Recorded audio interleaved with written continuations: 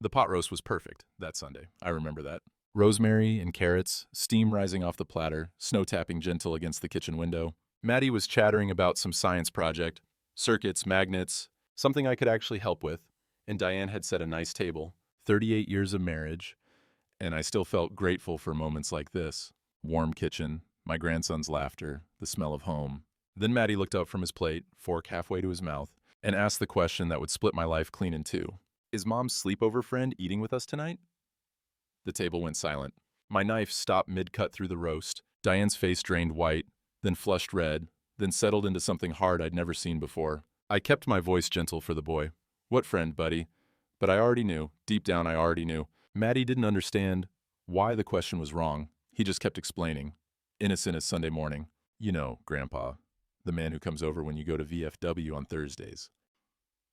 He took a bite of pot roast, chewing while he talked. Mom makes special dinners those nights. He drives a fancy car, real shiny. My face burned. Not anger yet, just a slow, creeping heat that started at my collar and worked its way up. I glanced at Diane. She was staring at Maddie like she could will him quiet through sheer force. Maddie, that's enough. Her voice came out sharp. Go to your room. But I didn't finish. Now. I put my hand on the boy's shoulder. He's 10 years old. Lost his mama 3 years back, and I'll be damned if he's going to feel like he did something wrong for telling the truth. It's okay, buddy. Finish your milk first. Maddie looked between us, confused. Smart kid. He could feel the tension even if he couldn't name it. He drained his glass in 3 quick gulps, then headed for the stairs. His footsteps faded overhead, and then it was just me and Diane and a table full of food nobody wanted anymore. The pot roast had gone cold. I could see the grease starting to congeal around the edges. How long? I asked. She stood up fast, started clearing plates. Her hands were shaking so bad the silverware rattled against the china. Earl, I don't know what he's talking about. You know how kids make things up? How long, Diane? The plates clattered into the sink. She stood there with her back to me, gripping the counter edge. For a long moment, the only sound was the kitchen clock ticking and the snow still tapping at the window. I don't want to talk about this right now, she said. I sat there at the table my father built in 1954. Oak, solid. He'd taught me that good work lasts. I'd believed the same thing about marriage. She came to me that night after Maddie was asleep. I was still in the kitchen, hadn't moved much. Just sat there in the dark, listening to the furnace kick on and off. Diane turned on the light. Her eyes were red, whether from crying or rubbing them I couldn't tell. I need to tell you something, she said. Her voice was small, not the hard voice from dinner. I'm listening. She sat down across from me, wouldn't meet my eyes, just stared at her hands folded on the table. I've been seeing someone. It was a mistake. A stupid, terrible mistake. The words came out in a rush. It was one time, Earl. Just once. I was lonely, and you were always at the VFW or in that workshop, and She started crying then. Real tears, or what looked like them. 38 years, and I wanted to believe her so bad it hurt. Who is he? Nobody. Just someone I met. It doesn't matter who. It's over. I swear to God, it's over. I thought about Maddie upstairs. Thought about how he'd already lost his mother. Thought about this house, this life, everything we'd built. We should see someone, I said. A counselor.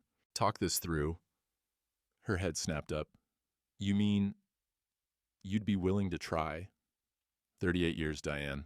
And Maddie needs... I couldn't finish. My throat was too tight. She reached across the table and took my hand. Hers was cold. I'll make this right, she whispered. I promise. I'll make this right. I wanted to believe her. Lord help me. I wanted to. The next morning she made coffee. Hadn't done that in months. Usually I was up first, had the pot going before she even woke. But there she was, in her robe, pouring me a cup, touching my shoulder as she passed. Morning, she said, soft, almost shy. Morning. Maddie came downstairs, still in his pajamas, looking worried. Kids always know when something's wrong, even if you don't say it. Are you guys okay? He asked. Diane smiled at him. We're fine, sweetie. Everything's fine. She looked at me when she said it, and I nodded. For Maddie's sake, I nodded. That afternoon, she suggested we watch a movie together Friday night. Family night, she called it. Just the 3 of us. I said that sounded nice. Her phone buzzed on the kitchen counter while she was loading the dishwasher. She grabbed it fast, too fast, and smiled at the screen before typing something quick and deleting the notification. I was sitting at the table with the newspaper. She didn't know I'd seen. I didn't say anything. Just went back to reading about the high school basketball scores and tried to ignore the cold spot growing in my chest. 2 weeks went by. 14 days of Diane being Well, being the woman I'd married. She made coffee every morning, sat with me at the table while I drank it, asking about my plans for the day. She'd smile when I talked about fixing Clyde's porch light or helping Maddie with his homework. Small touches, her hand on my arm when she passed, a kiss on the cheek before bed. It felt real. Or I wanted it to feel real, which amounts to the same thing when you're desperate. Thursday came around, VFW night, I almost didn't go. Sat in my truck in the driveway for 10 minutes, engine running, heat blasting. The Thursday pattern, the sleepover friend, but I went. Couldn't hide forever, and those men had been my brothers for 40 years. The VFW hall sits on Main Street, between the hardware store and the old Rexall that's been a Dollar General for a decade now. I could see trucks I recognized in the parking lot. Tom Briggs's Cruiser, Bud Miller's old F-250. When I walked in, the conversation didn't exactly stop, but it shifted. Like someone had changed the channel mid-sentence. Tom was at the bar. He's our county sheriff, but Thursday nights he's just Tom, a union electrician who happened to take a different path. We'd worked jobs together back in the 80s, before his knees gave out and he went into law enforcement. He turned when I came in, and his handshake was firm, longer than usual. "Earl," he said, "good to see you." Just that. But the way he said it, the way he held my eyes, it meant something. It meant I know, and I'm still here. We played cards, drank beer, just one, I was driving. Nobody asked about Diane. Nobody mentioned anything. But Jerry Patterson kept looking at me sideways, and I caught Dutch Williams whispering something to Mike Chin at the dartboard. Small towns? Everybody knows everything eventually. Bud Miller sat down next to me during a break in the game. He runs the hardware store, has since his daddy passed in '94. Good man. Sold me the wire and fixtures when I rewired his garage last summer. "Earl, you need anything, you let me know," he said. Quiet. Just between us. "Appreciate it, Bud." "I mean it. Anything." I nodded. Couldn't trust my voice right then. Driving home, I took the long way. Past the old elementary school where Ruth went before we lost her. Past the church where I'd married Diane in 1986. The streets were quiet. Snow had stopped, but the cold was bitter, the kind that makes your breath fog and your fingers ache even with gloves on. I turned onto my street just before midnight, and there it was, a BMW.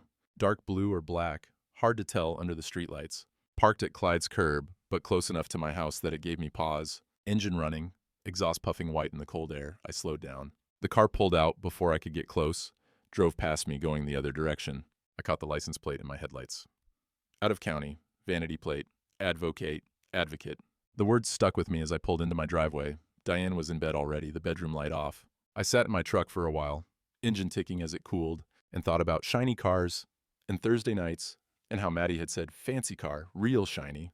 The reconciliation continued. That's the only word for it, reconciliation. Like we were two countries signing a treaty, not a husband and wife trying to save a marriage. Friday night, we watched that movie.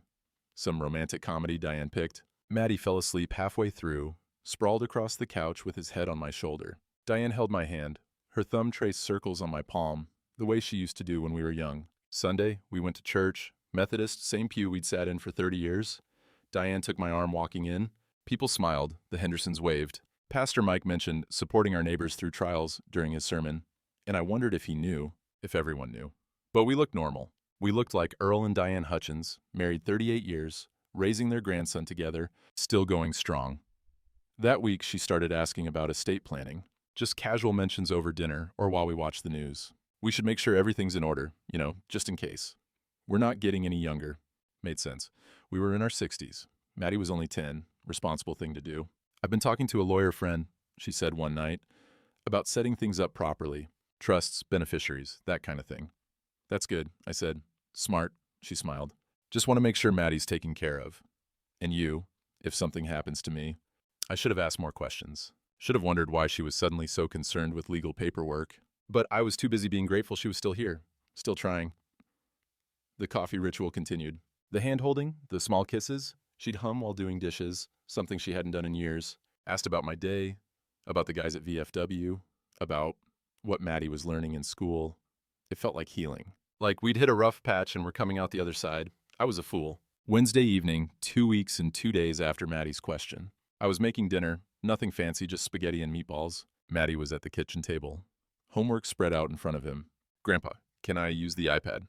I need to look something up for my science project." "Sure, buddy. It's in the living room." He came back a minute later, device in hand, and settled in at the table. I heard him typing, clicking around. Then he went quiet.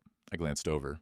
He was staring at the screen, his face scrunched up in that confused way kids get when they're reading something they don't quite understand.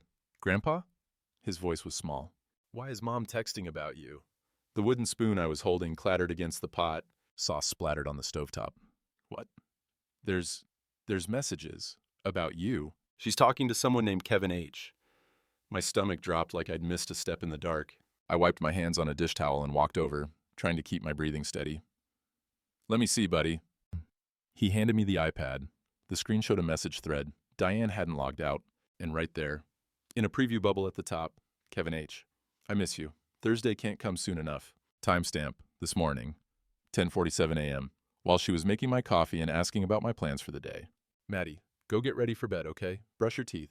But it's only 7. Please, buddy. Just do it for me. He saw something in my face, grabbed his homework and headed upstairs without arguing. I stood alone in the kitchen holding that iPad and opened the full message thread. 9 months. The conversation went back 9 months. My hands started shaking so bad I almost dropped the device. I scrolled up, kept scrolling. The messages went back and back all the way to last April. Early flirtation. You made me laugh today. Can't stop thinking about you. Then it got warmer. I miss your smile. Thursday felt too short. By June, they were saying, I love you. My daughter had been dead 2 years by then. Maddie had just turned 9. Diane and I were taking him to counseling every week, trying to help him process losing his mama. And she was texting another man, I love you, while I drove Maddie to his appointments. The shower turned on upstairs. Diane, getting ready for bed, humming something. I could hear it through the ceiling. I kept reading. Kevin, Thursday nights are my favorite. Your husband still doing his VFW thing? Diane, like clockwork. 7 to midnight, every Thursday. He's so predictable. Kevin, works for us. I'm further down from 3 weeks ago. Diane, he suspects something. Maddie said something at dinner. Kevin, what did you tell him? Diane, cried, admitted to one mistake. He bought it, suggested counseling. Kevin, LOL. The old man's too trusting. This'll be easier than the Morrison divorce. Morrison, I knew that name. Jack Morrison had a farm out past the county line. Beautiful property. 200 acres his granddaddy had cleared. Lost it all in a divorce maybe 3 years back. I remember hearing about it at VFW. Tom Briggs had been upset. Morrison was his cousin. I kept scrolling, my heart hammering so hard I could feel it in my temples. Kevin, Tuesday we finalized the property transfer. Once that deed's in her name alone, we can move forward. Diane, what about the confusion thing? Kevin, already documented. 3 missed doctor appointments. 2 bills you reported late. Pattern of forgetfulness. By Thursday, we establish another incident, maybe get a witness statement. Then we're golden. Diane, he'll fight it. Kevin, with what? He's 67, no evidence, and you've got documentation he's slipping. Judge will side with you. They always do. Diane, I almost feel bad. Kevin, don't. You've earned this. 38 years of marriage. You deserve that property, and my fee will be worth it when you're free. The date on that exchange, last Tuesday, 6 days ago, while she was making my coffee and touching my shoulder and promising to make this right. On the shower shut off upstairs, I took screenshots, every conversation, sent them to my email, deleted the sent message, cleared the recently deleted folder, set the iPad down, exactly where Maddie had left it. My hands wouldn't stop shaking. Diane appeared in this kitchen doorway, hair wrapped in a towel, wearing her bathrobe. She smiled when she saw me. Everything okay down here? I forced my voice steady. Just helping Maddie with homework. He's getting ready for bed now. Good. She walked over, kissed my cheek. Her skin was warm and damp from the shower. I'm heading up. Coming soon? I'll lock up first. Be there in a minute. She nodded and headed upstairs. I heard the bedroom door close. I stood in the kitchen, in the house my father built in 1952, board by board, nail by nail, and felt everything I'd believed about my life crumble like rotted wood. The workshop is detached from the house. Used to be a garage before Dad converted it in the 70s. When I inherited the place after he passed, I kept it exactly how he'd left it. His tools still hanging on the pegboard, his workbench, scarred and stained but solid. The smell of sawdust and machine oil and old wood. I slipped out the back door, crossed the 20 feet of frozen yard, and let myself in. Flipped on the space heater, sat down at Dad's bench. A photo was tucked under the edge of the vise. Dad in 1952, standing in front of this house when it was just framed up. Young man, maybe 30, work clothes, proud smile. He'd built something to last. I pulled out a notebook from the drawer, started writing. 9 months, not one mistake. Kevin Halstead, Esquirons, divorce attorney. Tuesday, equal property transfer. Stop it. Confusion pattern, fake appointments, fake bills. Morrison divorce, same lawyer, same pattern. I checked my phone. Today was Wednesday. Tuesday was 6 days away. The workshop was cold despite the heater, my breath fogged in the air. But my mind felt sharp for the first time in 2 weeks, clear. Under my notes, I wrote one more line. Dad didn't raise a fool. I sat there until almost 3 in the morning, didn't feel tired, felt awake. Felt like I'd been sleepwalking through my own life and had finally opened my eyes. When I finally went inside, Diane was asleep, snoring softly, curled on her side. I stood in the doorway and looked at her. 38 years. The woman I'd married, the woman who'd stood by me when Ruth died, the woman who'd helped me raise Maddie. That woman was gone. Maybe she'd never existed at all. I grabbed my pillow and went to sleep on the couch. I called Tom Briggs first thing Friday morning. Caught him at the sheriff's office before his shift started. Tom, I need a lawyer, a good one. There was a pause. Then, Sarah Mendez. She's in Millfield, about 20 minutes from you, does elder law, estate stuff, doesn't mess around. As another pause. Earl, you okay? I will be. Thanks, Tom. Call me if you need anything. I mean that. Sarah's office was above an insurance agency on Main Street in Millfield. Narrow stairs, carpet that had seen better days. But her door had her name in clean gold letters, Sarah Mendez, attorney at law. She was younger than I expected, maybe late 40s, sharp eyes, firm handshake. Mr. Hutchins, Tom Briggs spoke highly of you, said you did the electrical work in his house. 98, whole place, top to bottom. He said you never cut a corner. She gestured to a chair. Have a seat. Tell me what's going on. I showed her the screenshots, all of them. Watched her face as she scrolled through 9 months of my wife planning to steal everything I had. Jesus, she muttered. Finally looked up. Okay, first thing, I need to run a property search. What's your address? I told her. She typed it into her computer, clicked around for a minute, then her face changed. Mr. Hutchins, Earl, when did you last check your property records? I don't know. Years, maybe. House is paid off. Been in my name since Dad died in '02. It's not in your name anymore. The air went out of the room. What? She turned the screen toward me. There it was. County property records, my address, but the owner listed was Diane Marie Hutchins, sole owner. There's a quitclaim deed on file, dated August 12th of last year, signed by you, transferring the property to your wife's name only. She looked at me. Did you sign this? No, I never. My voice cracked. August? That's 6 months ago. Sarah pulled up the document. There was my signature. Except it wasn't. Close, but the loops were wrong. The slant was off. That's not my signature. I believe you, but proving it is another matter. She leaned back in her chair. The notary who witnessed this is Carla Jenkins. Ring a bell? I shook my head. She works for Halstead and Associates, Kevin Halstead's firm. Sarah's mouth was a tight line. Your wife's boyfriend is also handling the legal mechanics of stealing your house. That's bold. Can we stop it? The Tuesday transfer she mentioned? The transfer already happened. In August. What's happening Tuesday, I'd guess, is something else. Maybe she's planning to list it, sell it, or there's another legal step I'm not seeing yet. She pulled out a legal pad, started writing. We need to prove the signature was forged. That means handwriting analysis. Runs about $5,000 to $8,000. My stomach clenched. I've got savings for Maddie's college. There's something else you need to understand. Sarah's voice went gentle. You're a 67-year-old man. Your wife is claiming or will claim that you're experiencing cognitive decline. Courts tend to be sympathetic to wives in these situations, especially if she's documented a pattern. She has. Fake doctor appointments, bills she reported late even though my autopay handled them. Smart, methodical. Sarah drummed her fingers on the desk. Earl, I'm going to be straight with you. This is going to be expensive. Probably $30,000 or more before we're done. It's going to be ugly. And even if we prove everything, there's no guarantee a judge won't still favor her. The system has biases. I thought about the house, about Dad hammering every nail, about Maddie's drawings on the workshop wall, about Ruth's childhood bedroom upstairs, the one we'd kept exactly the way she'd left it. How much to start? Retainer is $15,000. That gets us through initial investigation and filing. If you want me to hire a forensic accountant to look into Kevin Halstead's other cases, that's another $5,000. I pulled out my checkbook, the one I'd been using since 1985, wrote the check with steady hands, $20,000, most of what I had left after Ruth's funeral and Maddie's expenses. Find me everything on Kevin Halstead, I said, handing it over. Everything. Sarah took the check, looked at me with something like respect.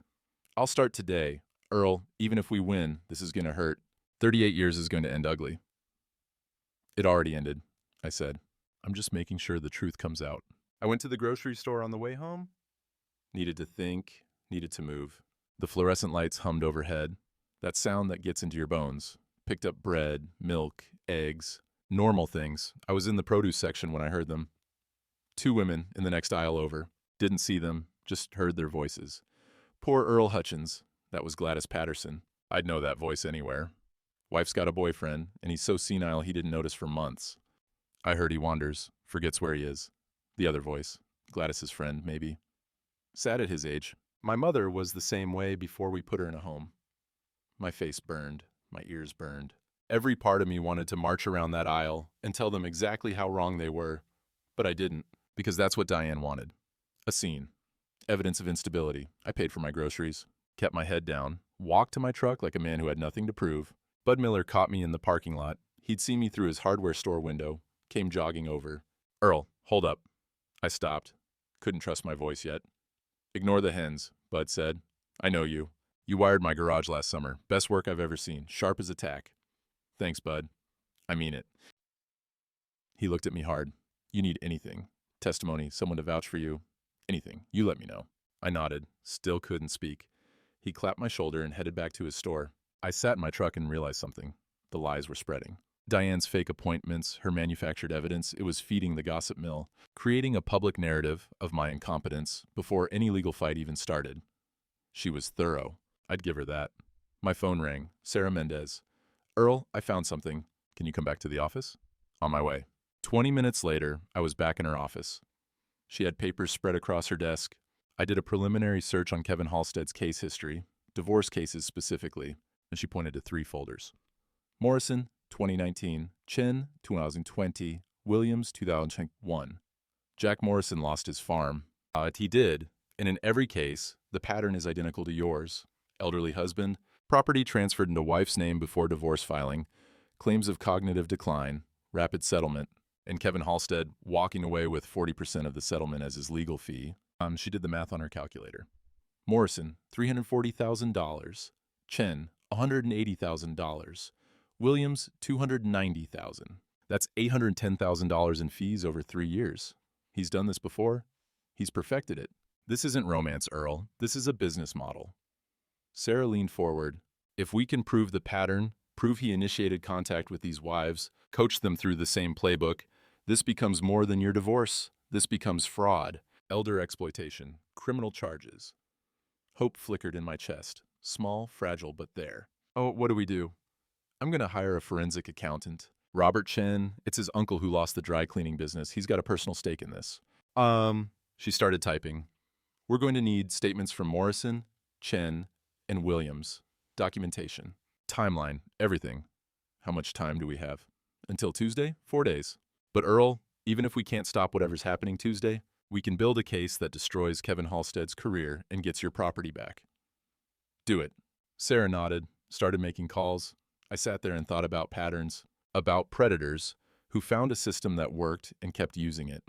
Kevin Halstead had made one mistake. He'd assumed I was like the others, too old, too confused, too trusting to fight back. He didn't know about the workshop, about the tools, about what my father had taught me. Measure twice. Cut once. I'd been measuring. Now it was time to cut. Thursday night came around again. VFW night.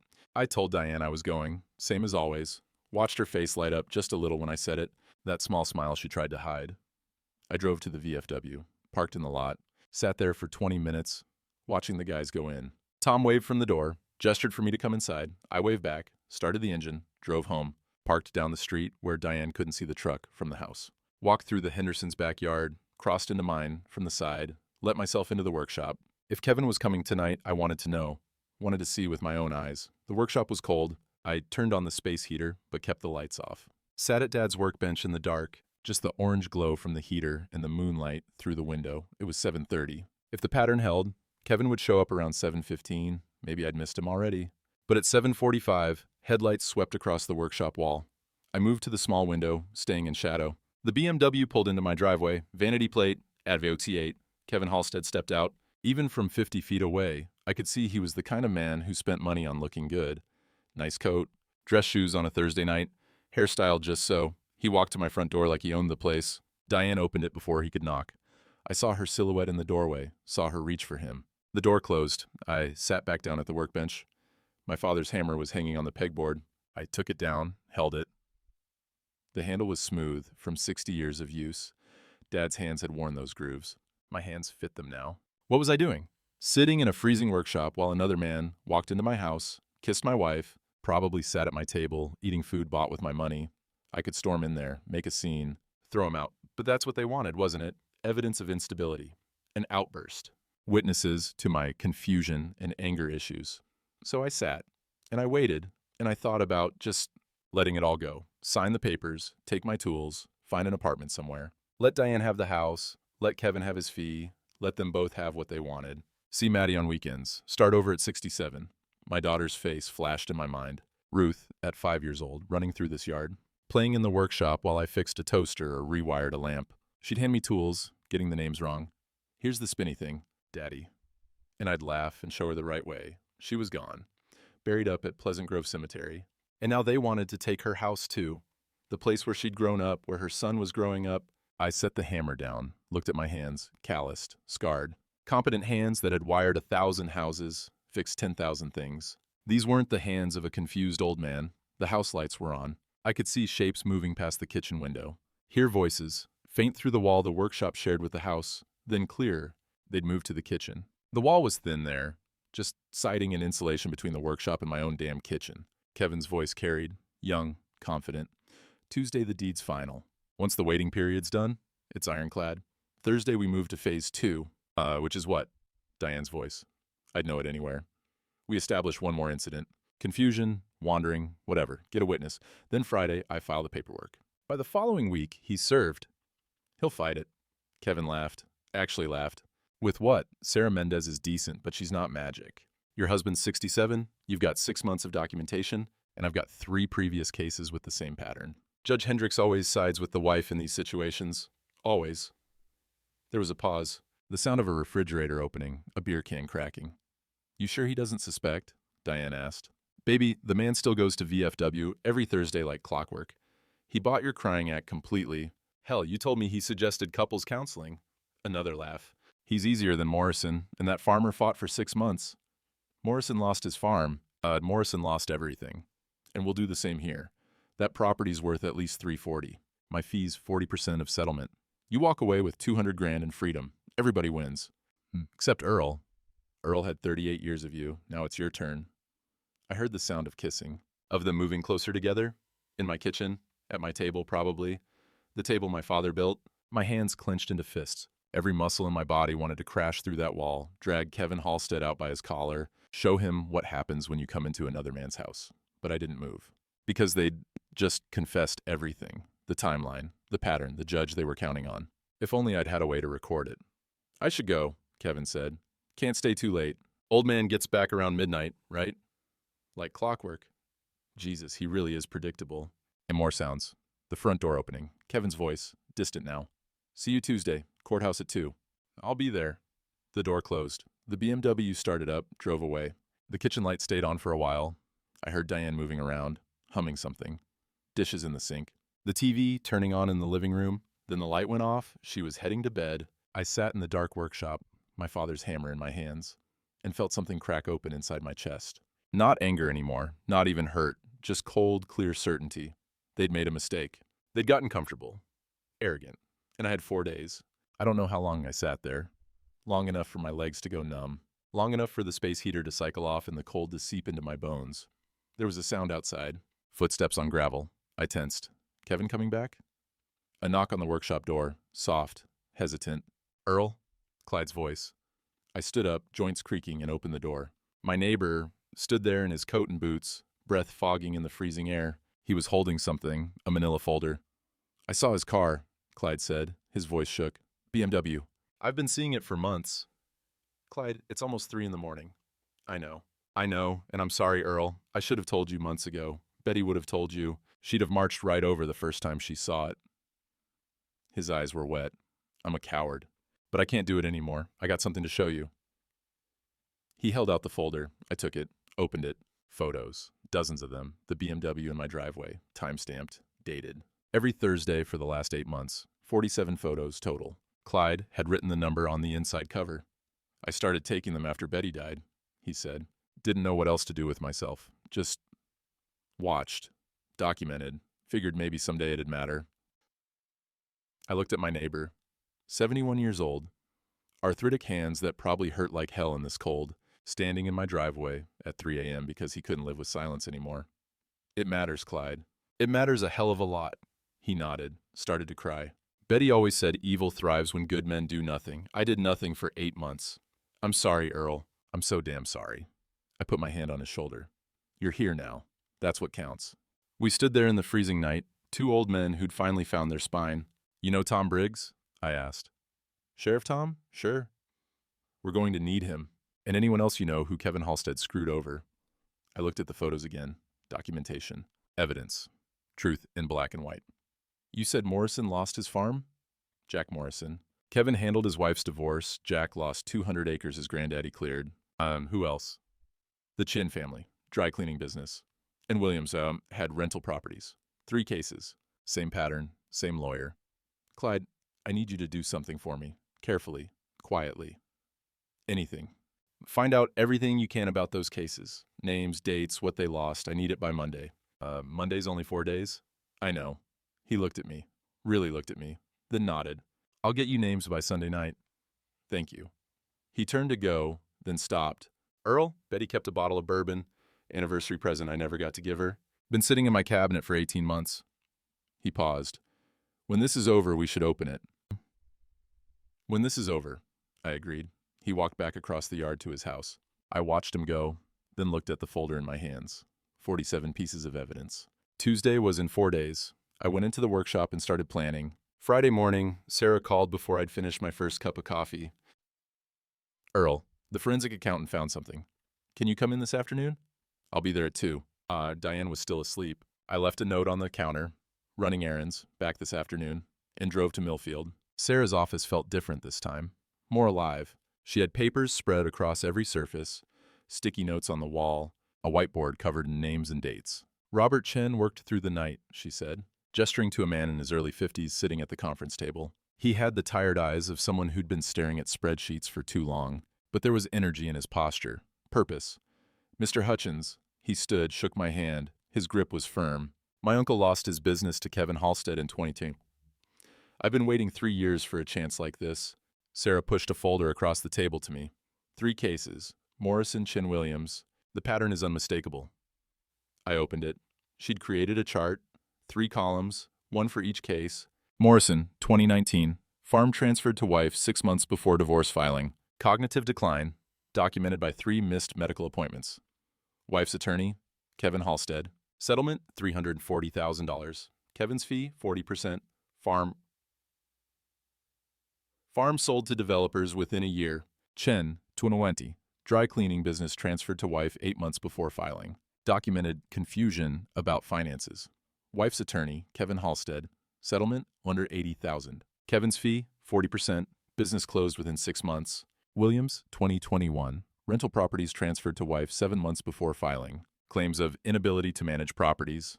Wife's attorney, Kevin Halstead. Settlement, $290,000. Kevin's fee, 40%. Properties sold to investment company. Jesus, I whispered. It gets better, Robert said. He pulled out another sheet. In all 3 cases, Kevin Halstead made first contact with the wives. Morrison's wife met him at a charity event. Chen's wife consulted him about estate planning. Williams's wife was referred by Kevin's paralegal, Carla Jenkins. And the same notary who signed my forged deed. The same. Sarah leaned forward. Earl, this isn't a divorce attorney having affairs. This is a systematic fraud operation targeting elderly men. He identifies vulnerable marriages, seduces the wives, coaches them through property transfers, manufactures evidence of cognitive decline, then takes 40% of settlements that bankrupt the husbands. How can we prove it? We can prove the pattern. We can prove he represented all 4 wives. We can prove the property transfers happened before any divorce filings. With the texts you have, where he references easier than Morrison, we can establish consciousness of a scheme. What about the other men? Morrison, Chen, Williams. Robert's reaching out to them. If they're willing to testify, willing to show their documentation. Sarah smiled. It wasn't a happy smile. It was the smile of a lawyer who'd found blood in the water. Kevin Halstead is looking at criminal charges. Fraud, elder exploitation, conspiracy, and disbarment. I sat back in my chair. What do we need to do? We need to move fast. Whatever's happening Tuesday, and I still think it's him listing your property for sale, we need to stop it before it happens. She pulled out a legal pad. I'm proposing something unconventional. A settlement meeting. Monday afternoon. Settlement? We invite Kevin and Diane. Tell them you're ready to negotiate terms. They'll come in confident, expecting you to cave. She tapped her pen on the pad, but we also invite Tom Briggs, Robert, and we subpoena Carla Jenkins, the notary. Ambush them. Confront them with evidence they don't know we have. Force Kevin's hand before Tuesday. Get everything on record. She looked at me hard. It's aggressive. It's risky. If we show our cards too early and they lawyer up better than we expect, it could backfire. But we're out of time.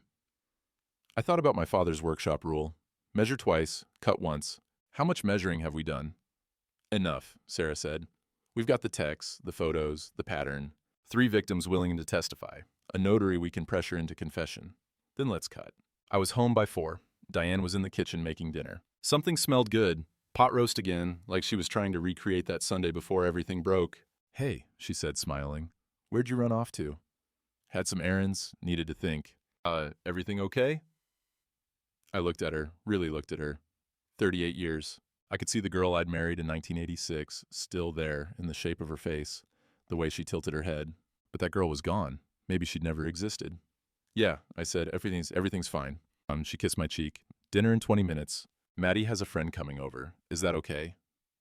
That's fine. I went to the workshop. Needed space. Needed to think.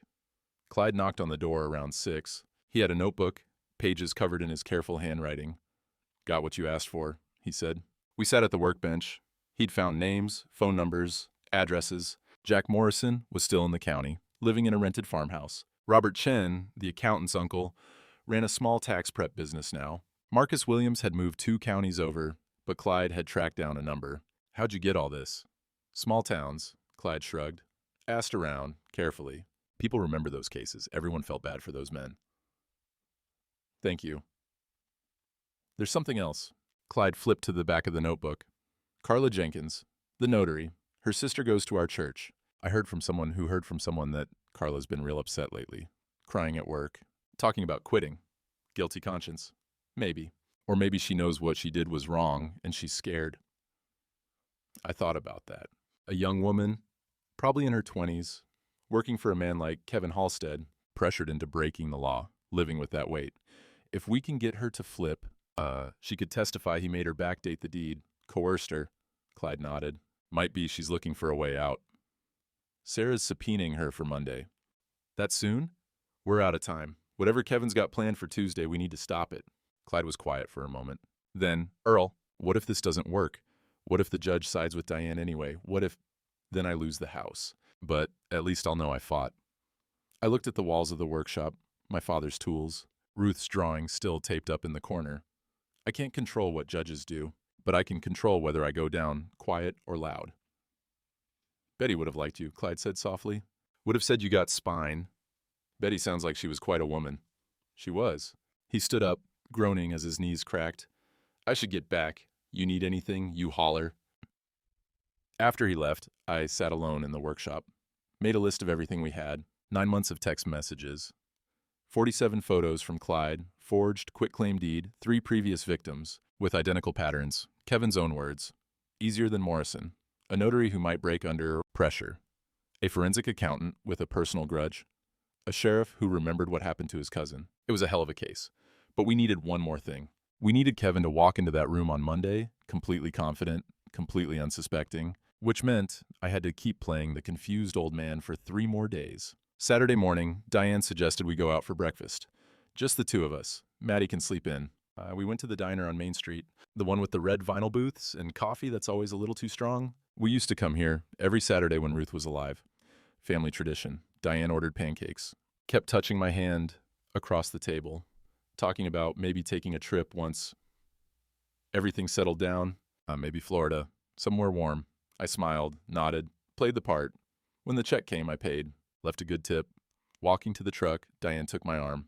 To anyone watching, we looked like what we were supposed to be. Earl and Diane Hutchins. Married 38 years, still together, still trying. But I felt her phone buzz in her purse. Saw her glance at it, saw that small smile she couldn't quite hide. Everything okay? I asked. Perfect, she said. Everything's perfect. Monday was 2 days away. I could wait 2 more days. Sunday, after church, my phone rang. Number I didn't recognize. Mr. Hutchins, this is Angela Reyes. I'm the counselor at Maddie's school. My stomach dropped. Is Maddie okay? He's fine, physically. But I need to discuss some concerns. Do you have a few minutes? I was in the truck, Diane and Maddie still inside talking to Pastor Mike. I'm listening. Maddie's been telling some stories that don't quite add up. He says, you forget to pick him up from school, but our records show you've never been late. He says you forget to make dinner, but then he describes the meals in detail. What you cooked, how it tasted. He says you get confused about dates, but his homework is always signed correctly, always on time. I gripped the steering wheel. Someone's coaching him. There was a pause. That was my assessment. And when I asked him about it gently, he became very distressed, started crying, said his mom told him he had to say these things because Grandpa was getting sick and needed help. Jesus. Mr. Hutchins, I've documented everything, the inconsistencies, Maddie's emotional state, the fact that his academic performance is excellent, and he clearly has a stable home environment. Her voice was firm. If this goes to court, if there's any question about custody or your fitness as a guardian, I will testify. That child loves you, and he's being manipulated. My throat was too tight to speak for a moment. Thank you, I finally managed. That means, thank you. Maddie's a good kid. Whatever's happening in your family, he doesn't deserve to be caught in the middle. She paused. Be well, Mr. Hutchins. And if you need that documentation, call my office Monday morning. She hung up. I sat in the truck, watching Diane laugh with Pastor Mike through the church window, using our grandson, coaching a 10-year-old to lie about the man who'd raised him for 3 years. That was the line. The place where hurt turned to something colder, harder. She could steal the house. Could steal 38 years. Could break every promise she'd ever made. But she wasn't taking Maddie. Sunday evening, Sarah called. Everything's set for tomorrow, 2 p.m., my office. I've confirmed Kevin and Diane will be there. Sent the meeting request through Kevin's office. Made it sound like standard settlement discussion.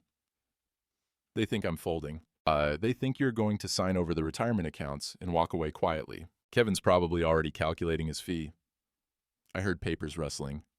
Tom Briggs will be there, Robert Chen, and we got Carla Jenkins served with a subpoena this afternoon. How'd she take it? According to the process server, she burst into tears. Sarah's voice softened. Earl, I think she wants out. I think she's been carrying this guilt and waiting for someone to give her a reason to come clean. Will she testify? We'll know tomorrow. I've got her arriving at 1:45 before Kevin gets there. Give her a chance to talk without him in the room. More rustling. Morrison, Chen, and Williams are on standby. If we need their testimony, Robert can get them on video call within an hour. You've thought of everything. I've been practicing law for 20 years. Never had a case quite like this. She laughed, but there was no humor in it. Elder exploitation is common, but this systematic, this calculated? Kevin Halstead is a predator, and tomorrow we're putting him in a cage. After I hung up, I went to the workshop. Needed to think, needed to prepare. Tomorrow at 2 p.m., everything would come out. The texts, the photos, the pattern, 3 other victims. A notary's confession, if we were lucky. But there was a part of me that still couldn't quite believe it would work. A part that had spent 67 years believing if you did right by people, they'd do right by you. Believing the system was fair. Believing marriage vows meant something. I pulled out the photo of my father, young man, standing in front of this house when it was just framed. 1952, he'd been so proud. I'm trying, Dad, I said to the empty workshop. I'm trying to keep it. The door opened. Matty stood there in his pajamas, shivering in the cold. Grandpa, you okay? I wiped my eyes quick. I'm fine, buddy. What are you doing up? Couldn't sleep. And he came in, climbed up on the stool next to the workbench. Can we work on circuits? It was almost 9 o'clock, school night, but I looked at his face, so much like Ruth's, and couldn't say no. Sure, let's wire up that 3-way switch I've been meaning to show you. We worked in comfortable silence, my hands guiding his smaller ones, showing him how to strip the wire, how to connect it to the terminals, how to test the circuit. Grandpa, he said after a while, I'm sorry about what I said, about you forgetting things. My hands stilled. What do you mean, buddy? Mom said I had to say it. Said you were getting sick, and people needed to know so they could help you, but you're not sick. You never forget anything. His voice got small. I didn't want to lie. I set down the wire strippers, turned to face him. Matty, listen to me. You didn't do anything wrong. You understand? Nothing that's happening is your fault. Are you and Mom getting divorced? No point lying to him. He was smart. He'd already figured out more than we'd wanted him to know. Probably, yeah. Will I still live with you? I'm going to do everything I can to make sure you do. This house is yours, buddy. Your mom lived here. Your great-grandpa built it. It's yours. He nodded. Didn't cry, but his eyes were wet. Can we finish the circuit? Yeah, we can finish it. And we worked until 10:30, got the three-way switch wired up perfect. When Maddie flipped the switch and the light came on, his whole face lit up. I did it. You did it. And I walked him back to the house, tucked him in, something I hadn't done in months. He usually said he was too old for it, but tonight he let me. Grandpa, whatever happens, you're not sick, okay? I know you're not. Okay, buddy, get some sleep. I closed his door and stood in the hallway. Diane was in our bedroom, door shut, probably texting Kevin about tomorrow's meeting, probably celebrating her upcoming victory. She had no idea what was waiting for her. Monday morning came up cold and clear. I made coffee, same as always. Diane came down around 7, already dressed nicer than usual.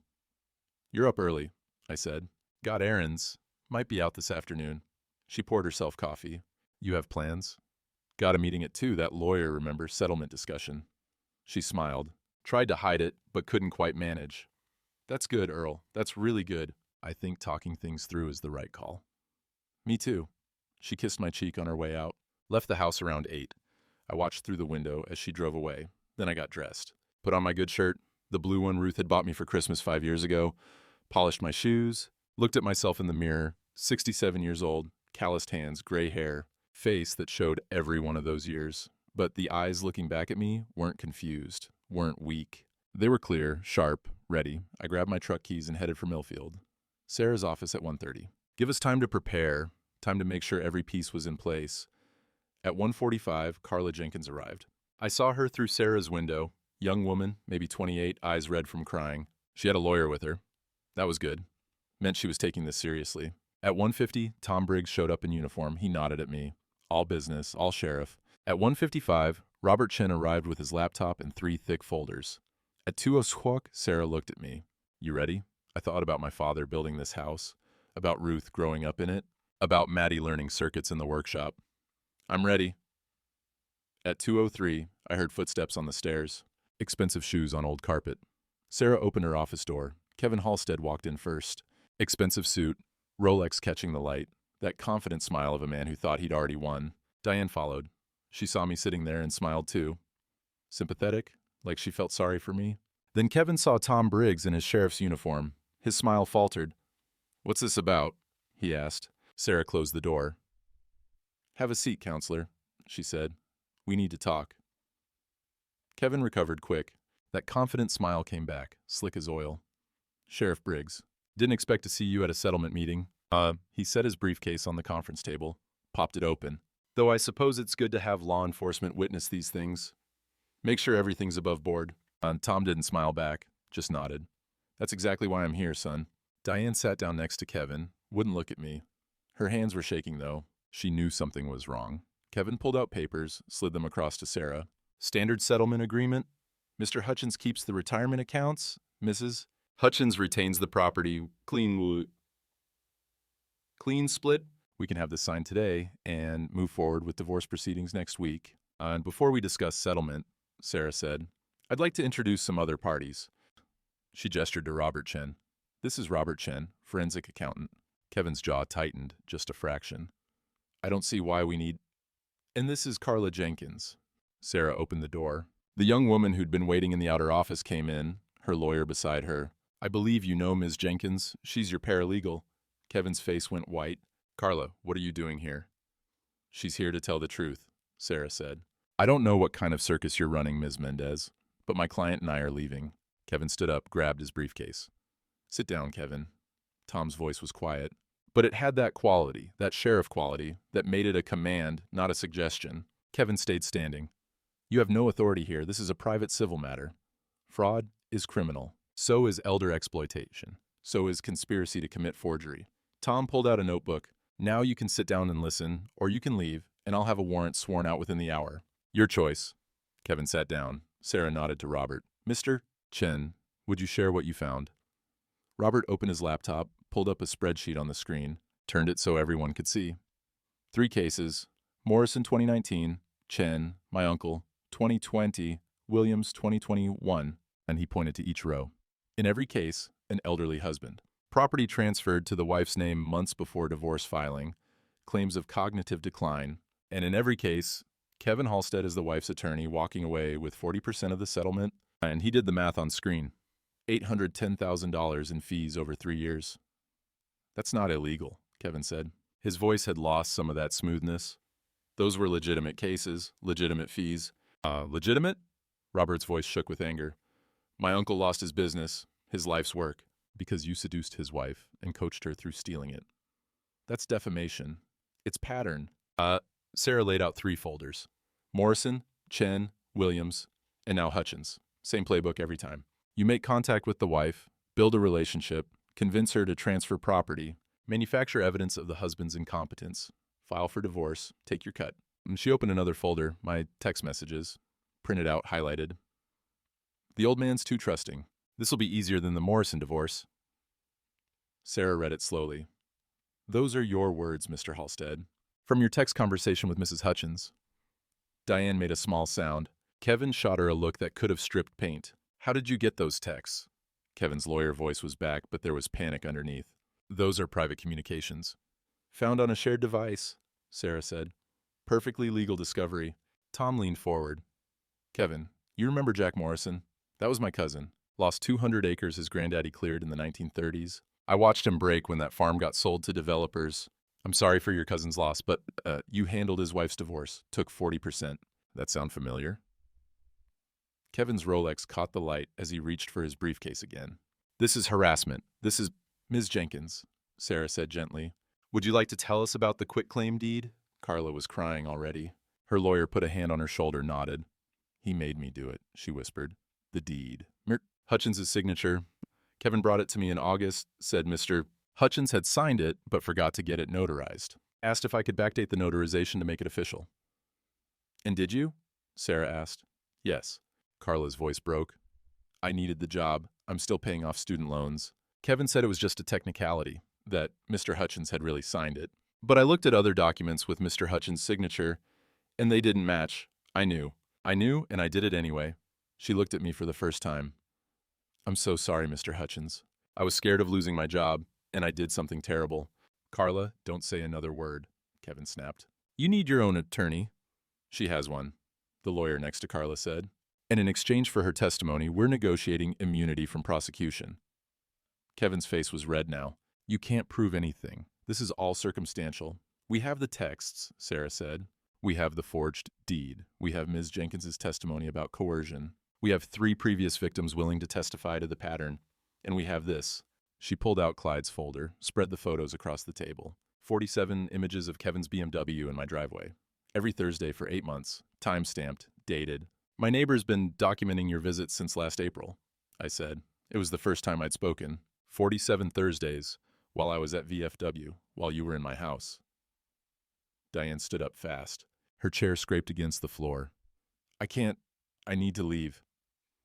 Sit down, Diane. My voice was quiet. But she heard something in it that made her freeze. Earl, I can explain. Maddie deserves the truth. 4 words, that's all it took. Her face crumpled. You used our grandson? I said. Coached him to lie about me. Had him tell his teachers I was confused, forgetful. He's 10 years old, Diane. He lost his mother. And you made him a weapon. I didn't mean... Miss, Ray is at the school, documented everything, Sarah said. The coached statements, Maddie's distress. She'll testify if needed. Tom stood up. Kevin Halstead, I'm opening an official investigation into elder exploitation, fraud, conspiracy to commit forgery, and theft by deception. You'll be hearing from the prosecutor's office within 48 hours. This is entrapment, Kevin's voice finally cracked. This whole meeting was a setup. No, son. Tom's voice was almost gentle. This is documentation, something you taught these folks real well, how to build a case, how to gather evidence, how to prove a pattern. He closed his notebook. Difference is they did it legally. Diane turned to me. Her eyes were desperate. You'll never see Maddie again. I'll make sure.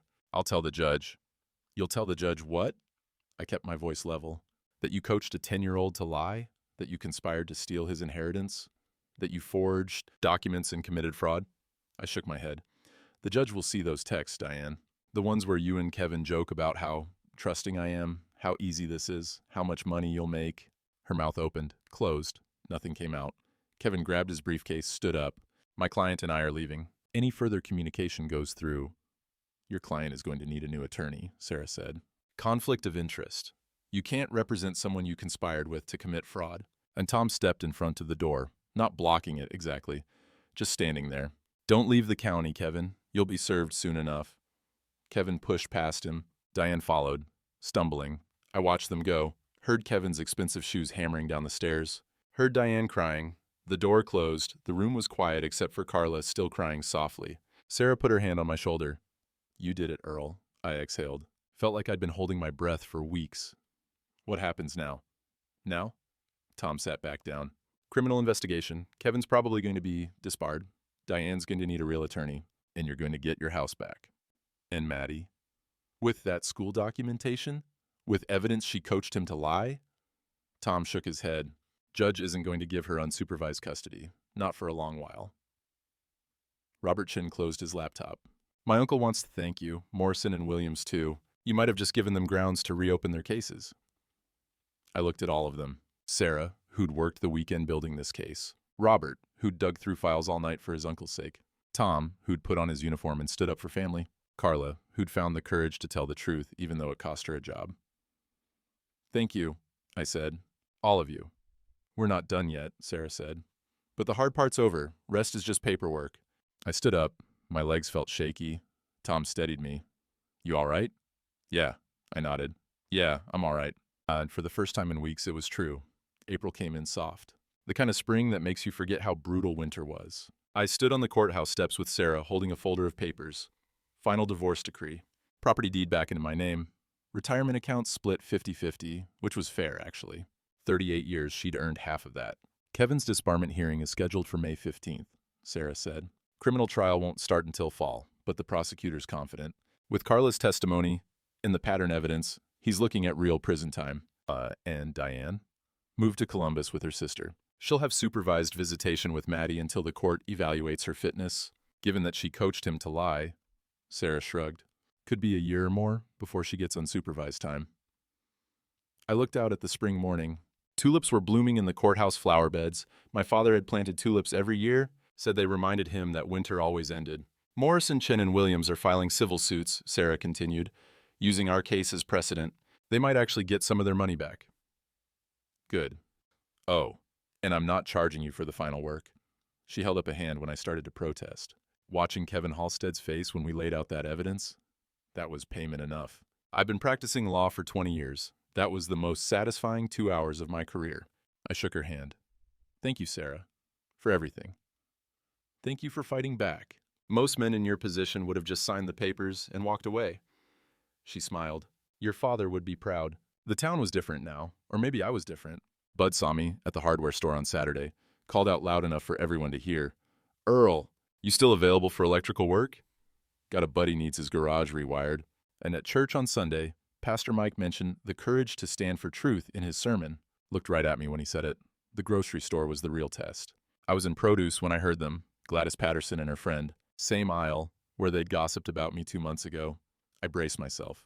Earl Hutchins. Gladys came around the corner, stopped her cart in front of mine. I owe you an apology. I said some things, repeated some lies. I'm sorry. It's all right, Gladys. It's not. But I hope you'll forgive an old fool anyway. She patted my arm. What that woman did to you, what that lawyer did, it's criminal. Glad they're getting what's coming to them. After she left, I stood there with my shopping cart, surrounded by lettuce and tomatoes, and realized something. I wasn't angry anymore, wasn't hurt, just tired, ready for the next thing. Thursday morning, Clyde knocked on my door at 7 a.m., had 2 cups of coffee, steam rising in the spring air. Thought you might want company, he said. We sat on my porch.